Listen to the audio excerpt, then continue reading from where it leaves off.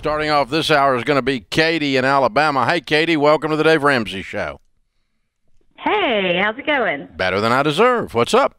I have a question. My husband and I are in baby step 2, and we are trying to sell our house. It's been on the market since July. We did have a contingent contract, but it fell through in December. We relisted with new realtors in January. We've had about 30 new families come through, but no offers yet.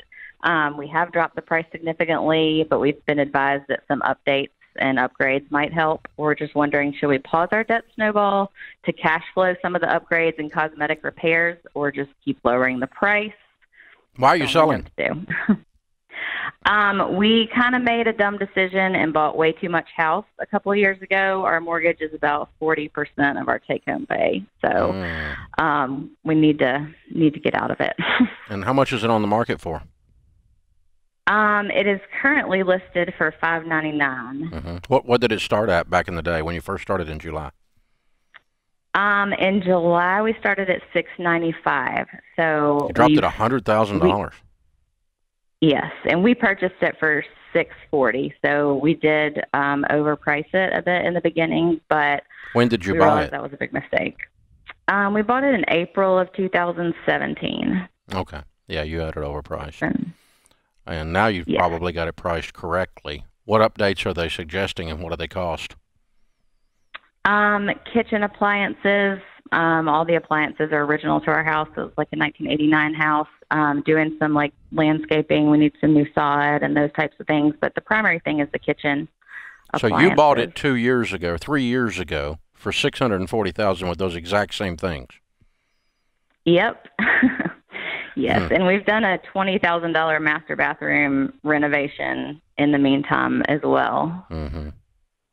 So, I mean, you bought it for $640,000 as is, right?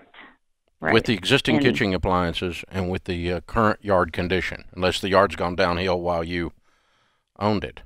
Yeah, no, it hasn't really. Yeah, no, we just we realized we overpaid for it a bit ourselves too. Yeah. It was appraised for $648 though, so you know, at the time it didn't seem like too bad of an idea. So my point is that those things were not necessary for you to buy it.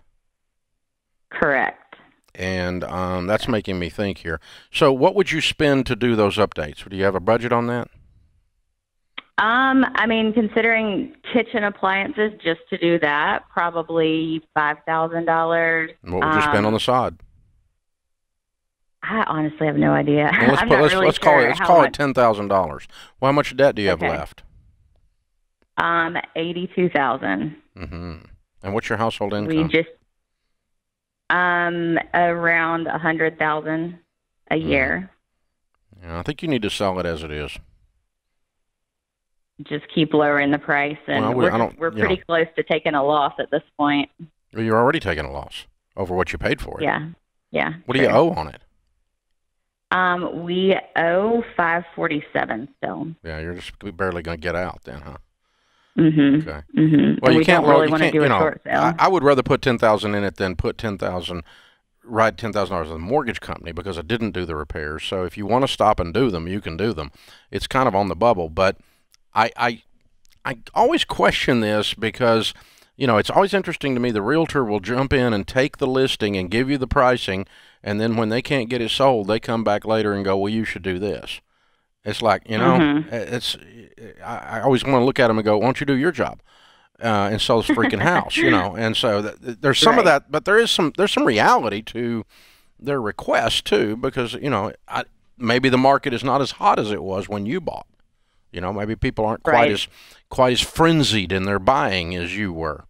In the current, you know, the current environment is a little slower maybe than it was in 17. That's very possible, you know, in your area. So, and we've had some new construction around us too. So yeah, that may have changed it. So you know, but I think I would set a reasonable low budget and get that done really fast, and then I would be up in my realtor's grill and go, get this thing sold.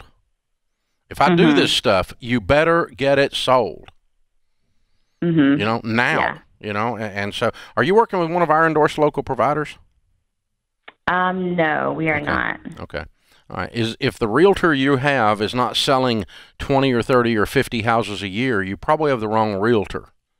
That's the other thing. Because there's about 80% of the people that have a real estate license know how to put the stuff into the MLS and put a sign in the yard, and they think that's marketing. And the other 20% make all the money and sell all the houses. It's the Pareto principle, and it applies in real estate. 20% of the real estate agents in America sell 80% of the houses. And so that's who you want to be working with, is someone in that category. I don't know if you are or not. If you're working with one of our ELPs, you would be, because we don't let people be in our ELP program where we endorse them unless they're high-octane, high producers. And that you might get a different answer from that person rather than, oh, would you fix this stuff so I can sell your house? Ugh, it drives me nuts. I understand it could be true, okay, so you may need to do it, but you need to think about, too, do you have the right realtor? That's the other question. Hey, thanks for the call.